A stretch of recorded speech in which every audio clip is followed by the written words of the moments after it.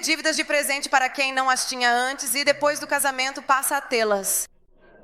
Eu sei que é uma questão cultural, mas é assim mesmo. A gente se adapta e é uma questão de educação. É educação. Então, geralmente, você vai dar esse presente e normalmente dá até um pouco mais, porque é um presente para a nova vida deles. Para mim, somos todos educados, né? Certinhos. Era só um parêntese, porque às vezes essas coisas acontecem. Então, voltando ao de todo o coração. Vocês me buscarão de todo o coração e eu me deixarei encontrar por vocês. Digam comigo, Deus vai se deixar encontrar por nós. Olha que coisa maravilhosa. Ele diz, se você vier a mim, exatamente assim, Senhor, eu vou me deixar encontrar. Você vai me encontrar ali. É uma garantia, não é uma promessa, é uma certeza. Eu farei vocês voltarem do seu cativeiro e os reunirei de todas as nações e de todos os lugares para onde os expulsei.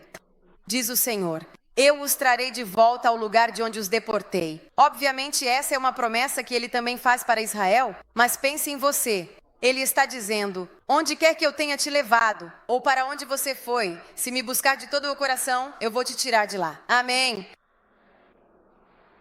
Depois, quando Deus te atrai para a sua presença, há momentos em que você sente que deveria orar mais, mas não faz isso, não funciona, não é uma questão de sentimento. Mas quando Deus está te chamando para a oração, é porque Ele quer te levar a lugares mais altos.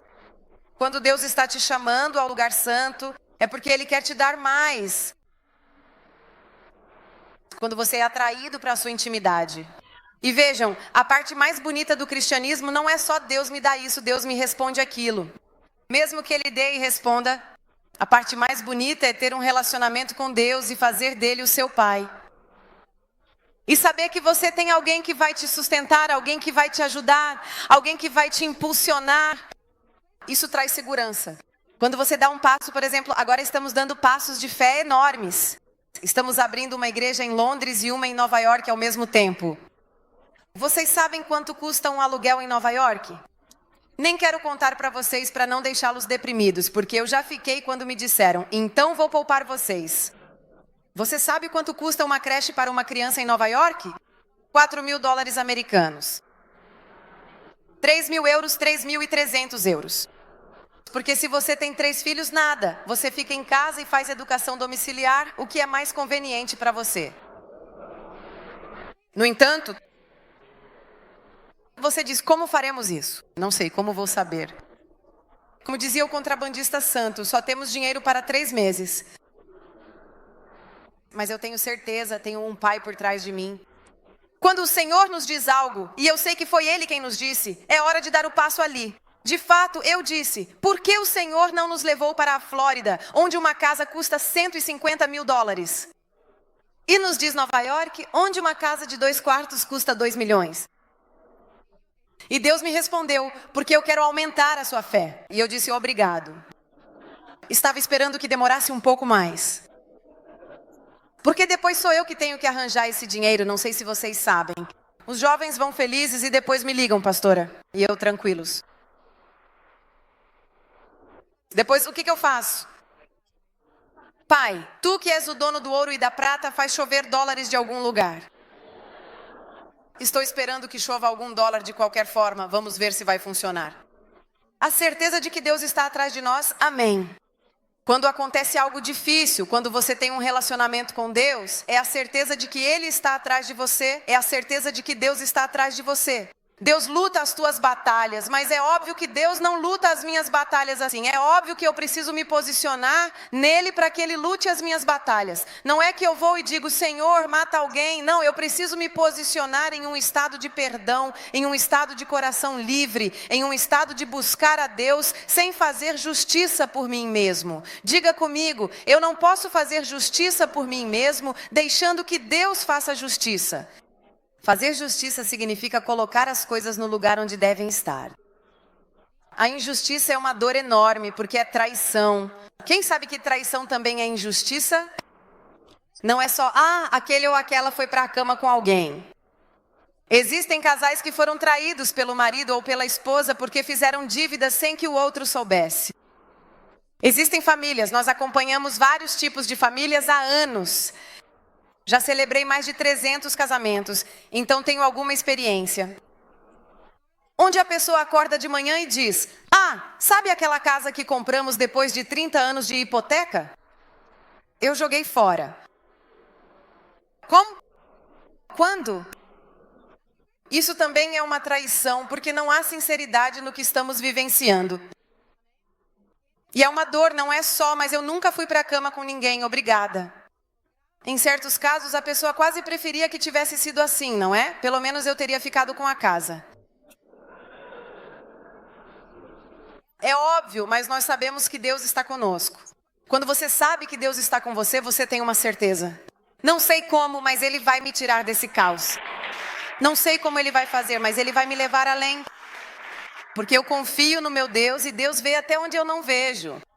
E a Bíblia diz que tudo o que for feito em segredo será colocado nos telhados. Amém? E acontece, agora mesmo é algo feito secretamente. De alguma forma chega até você. Deus sempre encontrará uma maneira de você saber as coisas. Amém. Então, alguns conselhos práticos para esse momento. Se queremos levantar, se queremos ter toda a nossa família diante de Deus, pregar o evangelho aos nossos amigos, há coisas que é importante fazermos. Nossa vida de oração é muito importante. Diga, como está a minha vida de oração? É muito importante porque, veja, o mundo pode desabar. Suponha que amanhã haja uma guerra, como está acontecendo na Ucrânia, onde até as igrejas foram bombardeadas. Você é o templo do Espírito Santo. Você poderá orar em qualquer lugar. Se te colocarem na prisão, você pode orar na prisão. Se estiver diante da boca do leão, você pode orar, porque a presença de Deus vai com você. Não depende de um lugar. É muito importante que você seja esse homem, essa mulher de oração. Alguns nunca experimentaram o poder da oração, mas é impressionante, amém? É impressionante quando oramos e as coisas acontecem de uma forma sobrenatural. Ah, mas pastor, eu oro e não aconteceu nada no dia seguinte. A Bíblia nos ensina que a palavra de Deus é como um martelo, está escrito em Jeremias. Uma vez tínhamos outra igreja na Viale Liguria e precisávamos derrubar uma parede. Então eu fui até lá porque havia os operários e peguei uma espécie de grande marreta. Você sabe que quando começa a bater na parede, parece que ela nunca vai cair. Você faz assim e aparece um buraquinho. E você pensa, quando é que vai acontecer? Mas eu tinha perguntado para as pessoas lá, eles me disseram, eu perguntei, mas como vocês vão fazer? Porque eles estavam fazendo à mão, já que era dentro de um local. E eles me explicaram, disseram, quando você bate com um martelo praticamente na parede, você não vê porque parece só um buraquinho assim, mas começam a se formar rachaduras que no início a gente não vê. Quanto mais você bate nessas rachaduras, mais elas se abrem e começam a cair pedaços. Depois voltei à tarde, onde eles tinham deixado para mim um pedaço de parede só para me mostrar. Pastora, olha como eu faço. E eu derrubei o último pedaço de parede com o meu pé assim. Por quê? Porque aquelas rachaduras estão destruindo a parede. A oração é assim. A oração começa, você bate em um lugar, no começo parece que você não vê, parece que não vê, mas já está acontecendo, as muralhas estão se rachando. E em certo momento, é por isso que a Bíblia diz de repente, mas não é de repente, a Bíblia diz que de repente vem o Espírito Santo. Quem se lembra da época de Pentecostes, onde diz que de repente veio um vento impetuoso?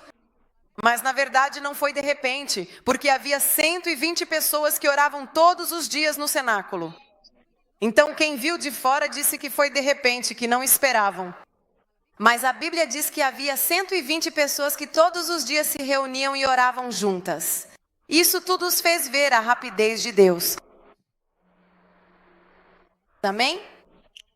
Eu estava conversando com um amigo meu que é muito conhecido na internet hoje em dia e ele disse, mas eu não disse isso, eu fiz as mesmas coisas, as mesmas orações.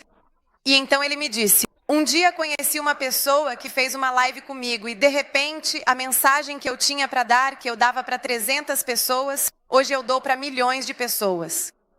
E eu me lembro que disse para ele, não foi de repente para o que você orava, eu orava para que essa mensagem que Deus me deu eu pudesse levar às nações. Orei para que Deus me desse uma maneira de clamar às nações. E eu disse, e a resposta veio de repente, mas você tem orado por muitos anos. E ele me disse, eu faço isso há muitos anos. Amém? Então, de repente, virá quando atrás de você estiver alguém com a palavra de Deus, orando com a palavra e crendo que Deus abrirá.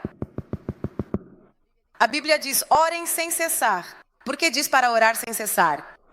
Porque provavelmente algumas vezes na vida nós dizemos, mas já faz um tempo que estou orando. Eu orei por 14 anos pela conversão do meu pai, que era comunista, ateu, bastante sindicalista, tudo o que vocês possam imaginar. Mas de repente, não era de repente. É que quando você ora por tanto tempo, quase não espera mais que as coisas aconteçam. Então, de repente, você abre os olhos e diz, meu Deus, aconteceu. Havia David Wilkerson, que era um homem que orou pelos jovens do Bronx, e ele pregava a palavra de Deus intensamente para esses jovens. Esses jovens estavam cheios de drogas, faziam parte de gangues, não se importavam com nada. E de repente, o chefe da gangue se converte. E David Wilkerson diz à esposa, não posso acreditar que ele se converteu, mas e se ele realmente se converteu? E ela diz, se você não acredita em milagres, de repente não ore por eles. Porque parecia que esse garoto estava falando há muito tempo, mas da noite para o dia ele se tornou um ministro. Não foi da noite para o dia. Pareceu-lhe repentino, mas por trás disso havia um clamor por aqueles meninos no coração de Deus. E Deus colocou esse clamor em seu coração. Amém? Então, vamos dar uma olhada em alguns conselhos práticos aqui. Ele diz isso como um conselho prático. Quem se importa com coisas práticas? Eu acredito que as pregações devem ser muito práticas. Que você saia daqui dizendo, vamos ver o que fazer. Primeiro, acorde cedo. Eu sei que para alguns isso é difícil. Obviamente, para acordar cedo, você precisa tentar dormir um pouco mais cedo. Porque de manhã, quando ninguém está te vendo, aqui dizia ao amanhecer, porque ninguém, é o momento em que não haverá interrupções. Talvez hoje até os médicos digam que se você for dormir cedo, só vai te fazer muito bem. Especialmente para as mulheres, vocês sabem disso, né? Segundo, estou te dando conselhos realmente práticos. Levante da cama. Porque existe uma voz que antes eu achava que era Deus, mas depois entendi que era o diabo que diz assim, você está cansada, está frio, fique aqui no quentinho para rezar e você coloca uma música e depois sonha que está rezando. Quem aqui já sonhou que estava rezando? E depois, não tem aqueles momentos em que você está lendo a Bíblia e está tão sonolento que lê e não entendeu nada? E aí você volta e diz, o que foi que eu li? Que você está lendo, mas sua cabeça está tão longe que você diz, já estou no capítulo 4, nem sei o que disseram no 2, 3. Todos os humanos dizem amém. Então levante-se da cama. Digam comigo, eu preciso levantar da cama. Se realmente você diz, não sou uma pessoa matinal, tenha o hábito de praticar esportes, vá correr no frio e volte a 1000 por hora. Então coloque-se em uma posição onde será impossível dormir, porque, bem, vocês não sabem, mas vocês sabem que cresci no mundo católico, enfim, a maioria sabe. Eu tenho marcas nos joelhos, 2 ossos aqui, de tanto que rezei de joelhos, porque era assim que se rezava. Muitas dessas vezes eu dormia de joelhos, então tive gangrena no joelho. Por quê? Porque você está com tanto sono que faz isso. Fique em uma posição em que não seja fácil dormir. Simples. O outro ponto. Escute-o mais do que fale, porque quando chegamos lá queremos desabafar, certo? Mas você tem que ouvir. A vida de oração muda quando Deus fala, não quando você fala. Se a vida de oração fosse só um desabafo, vá ao psicólogo, pague, fale por 1 hora tudo o que quiser dizer e vá embora. Não é isso que muda quando Deus fala. Quando Ele te disser, faça isso, perdoe aquele, pare de fazer tal coisa. Quando Deus fala, tudo muda. Amém. Não se levante dali sem que Deus tenha falado. Depois escreva o que Deus te disser. Se o que Deus diz é tão importante, é importante que você escreva. Escreva, aprenda a ter. Agora vou pedir à pastora Ângela que crie para nós, já que é o início do ano, um caderninho só de coisas que Deus me deu com dia após dia. Assim você escreve. Se você prefere digitar no computador, escreva onde quiser e escreva. Escreva o que Deus te disser. Depois, viva aquilo que Deus te falou, assim como oramos todos os dias. Por que é importante fazer isso de manhã? Porque aquilo que Deus te disser de manhã, você vai passar o dia todo tentando colocar em prática o que Ele te falou. Se Ele te disser, hoje quero que você ligue para sua mãe, seu primo, ligue para aquela pessoa, porque não é que Deus só te diz coisas celestiais. Às vezes o Senhor te dá estratégias. Eu recebi estratégias para conseguir dinheiro para esta igreja durante a oração. Quando começamos nossa primeira igreja, que ficava na Viale Liguria, em um certo momento demos passos de fé muito grandes, muito mesmo. E estava faltando uma quantia para fazermos a inauguração sem dívidas. E eu orava, já não sabia mais o que fazer. E Deus já tinha feito muitos milagres para nós. Em um certo momento fui orar e disse, Senhor, precisamos inventar tipo 25 mil euros. Na época eram 50 milhões. Me faz arranjar esse dinheiro, eu não quero começar com dívidas. Tu não és um Deus de dívidas. E Deus me disse assim, vai até aquele senhor na igreja e diga a ele que aquilo que coloquei no coração dele, a oferta que ele deve fazer, que ele faça. E eu disse, não, se alguém quiser fazer uma oferta, faz. Não sou eu que tenho que dizer, não vou mesmo. Que milagre é esse? Certo, que seja um milagre.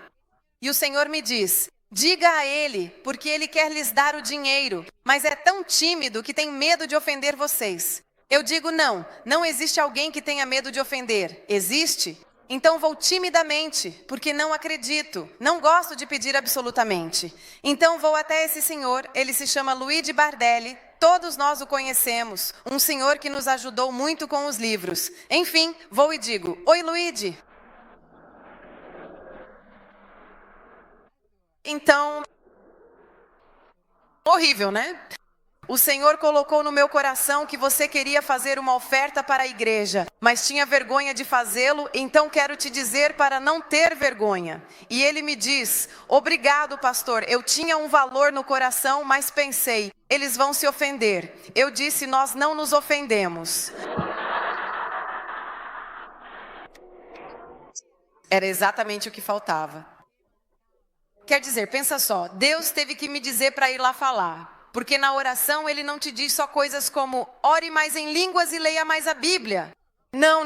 Deus quer participar da sua vida cotidiana. Ele quer participar do seu problema, quer te dar dicas para a empresa, quer te dar dicas com seus filhos, como conquistar seu marido, como bloquear aquela coisa, como superar a ansiedade. A oração é algo dinâmico. Nós pensamos que a oração seja...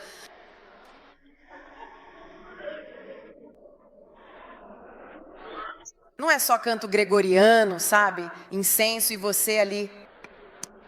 Também existe um momento de contemplação, mas é o relacionamento com Deus, a oração é relacionamento, amém. A tradução de oração é relacionamento, é uma forma de se comunicar com Deus. E então você vai passar o dia todo tentando colocar em ordem e realizar aquilo que Deus te disse. E você vai ver quantos sucessos terá. Porque é fenomenal, os conselhos de Deus são conselhos de Deus. Há pessoas que pagam muito dinheiro para ter um consultor. Você, seu pai, é um consultor. Você conhece todo mundo e qualquer um. Vá até ele. Amém? A outra coisa, faça isso com a devida reverência. Então, se você estivesse, por exemplo, em uma importante entrevista com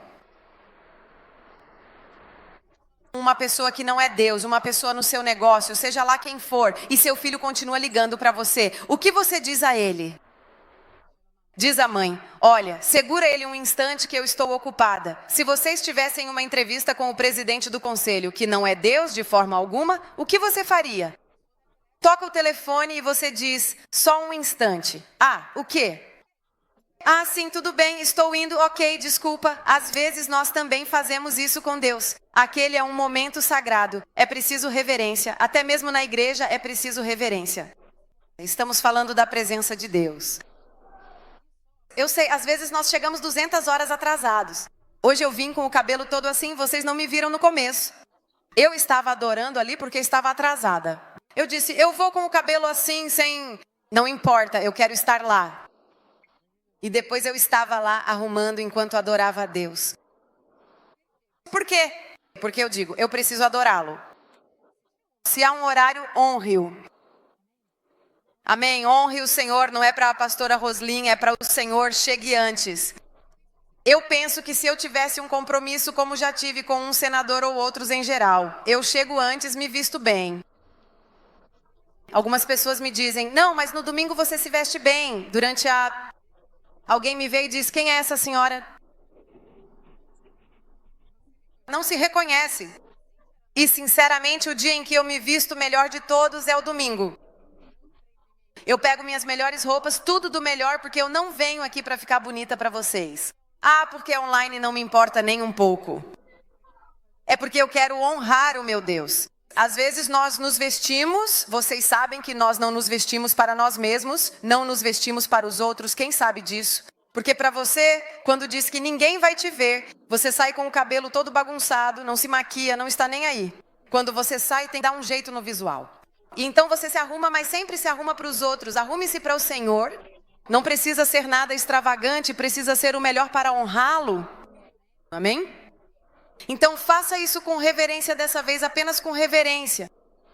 Deixe o telefone de lado, não atenda. Ah, mas e se fosse urgente? Se alguém morrer, você saberá. Porque as más notícias chegam numa velocidade assustadora. Amém? E se ele estiver morto, ele já está morto. Ele não precisa esperar mais uma hora, certo? Muita coisa já morreu. Jogue-o ali, não importa, deixe-o de lado. Ah, eu tenho filhos, diga à sua esposa, olha, eu vou rezar, agora você cuida das crianças, depois eu cuido delas. Ou melhor, antes que eles se revelem, cada um de vocês faça suas orações. Reverência naquele momento, santo. Você está diante de... Na Bíblia, quando os anjos estão diante de Deus, eles dizem santo. Santo, santo, nós estamos orando pelas pessoas. Santo, aquilo pelo qual estamos intercedendo. Santo, as pessoas estão aceitando Jesus. Santo, chegue antes para falar com as pessoas, para ser pontual. Você está fazendo isso para o Senhor. Deus conhece nossos corações. Às vezes honramos pessoas que não nos dão nada, que não valem nada, em vez de honrar a Deus que nos dá tudo. Amém. Faça com reverência. Diga como é, faça com reverência. Se você quiser, pode até se ajoelhar, se para você essa é a forma de ser reverente. O mais importante de tudo, não é que os joelhos estejam no chão, mas que o seu coração esteja ajoelhado. Porque há pessoas que têm os joelhos dobrados, mas o coração está de pé, orgulhoso. Que o seu coração esteja inclinado diante de Deus. Eu estou diante do trono do Rei dos Reis. Neste momento não existe pai, mãe, primo, presidente. Ninguém é mais importante do que o meu Deus neste momento. Amém? Então deixe-se guiar pelo Espírito Santo. Por quê? Porque mesmo assim, nós demos a vocês uma roda de oração, certo? O que você diz? Eu entro com os louvores e depois falo com Deus. Há momentos em que o Espírito Santo quer que você passe mais tempo com a Bíblia. Outras vezes, o Espírito Santo o guiará a orar mais em línguas. Outras vezes, você vai interceder mais. Deixe-se guiar pelo Espírito Santo. Ou seja, permita que o Espírito Santo conduza aquele momento. Nós damos um método para quem está no início da fé. Nós demos a vocês um círculo de oração. Primeiro louve, depois faça assim, depois ore em línguas. Isso é só o começo, porque precisamos viver em oração. Amém? E não substitua o tempo íntimo dizendo, mas eu oro o dia todo. Porque é verdade que devemos estar em espírito de oração o dia inteiro.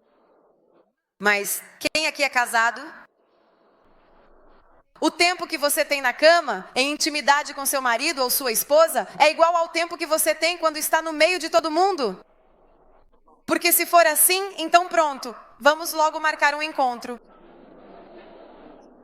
O tempo de intimidade é um tempo de intimidade. Chame seus filhos para estarem ali. Vamos, venham todos, porque agora vou ter intimidade com o papai. Não, é um momento de vocês, ninguém entra, é um momento de profunda intimidade com Deus. Só você e Ele e você. Ninguém entra, nenhum pensamento, nada deve estar ali, amém. Então ore em línguas, deixe-se guiar pelo Espírito Santo e depois levante-se e durante todo o dia anote, escreva os pontos importantes que Deus lhe disse. E Ele diz, neste dia terminarei o dia dizendo... Senhor, tu me disseste para ligar para aquela pessoa, tu me disseste para orar daquela maneira, tu me disseste para fazer isso. Eu vou para a cama e digo, eu te entrego as coisas que tu me pediste. E eu fui obediente. Não espere ser obediente de forma geral. Se você for obediente todos os dias, você terá uma vida de obediência. Se você orar um pouco todos os dias, você terá uma vida de oração. Não estabeleça metas muito altas para si mesmo se você não rezarei por 3 horas. Você reza 3 horas hoje e amanhã nada. É melhor um pouco do que nada. Amém? Ah, mas não tive tempo hoje. É melhor 5 minutos do que 0 minutos. 1 é melhor que 0. Amém? Mesmo que você não tenha conseguido fazer tudo, faça o mínimo. Eu tinha 10 minutos. Melhor 10 minutos do que 0. Este é o segredo para ter disciplina. Você sabe qual é o segredo da disciplina? E mesmo quando não consigo fazer tudo, faço um pouco. E a mesma coisa vale para fazer ginástica e outras coisas. Eu geralmente gosto muito de esportes, geralmente pratico esportes. Há momentos em que tenho tempo para praticar esportes, para correr. Outras vezes tenho 10, 15 minutos. 15 minutos é melhor que 0 minutos. Amém? Eu faço isso todos os dias, um pouquinho a cada dia. E acabamos fazendo coisas enormes, coisas ótimas. Amém? Um pouco sempre, diga comigo, um pouco sempre vale mais que 0. Então, mesmo que você não seja uma pessoa acostumada a passar tempo com Deus, comece com um pouco. Olha, eu só vou acordar 15 minutos mais cedo. 15 minutos é melhor que 0. Mas é importante que você defina um horário, porque ninguém deve entrar nesse horário. Pai, por que o Senhor está nos contando isso? É muito simples e de vez em quando é preciso repetir. A repetição é uma forma de ensino. Porque se vocês me perguntarem, se amanhã você morresse, não acho que isso vai acontecer amanhã. Mas o que você gostaria de deixar para o povo que Deus te confiou? A importância de ter intimidade com Deus. Porque o segredo da minha vida é o meu relacionamento com Deus. Eu trocaria qualquer outra coisa, qualquer uma do que Deus me deu, do que vejo, porque um momento em sua presença vale mais do que 1000 em qualquer outro lugar.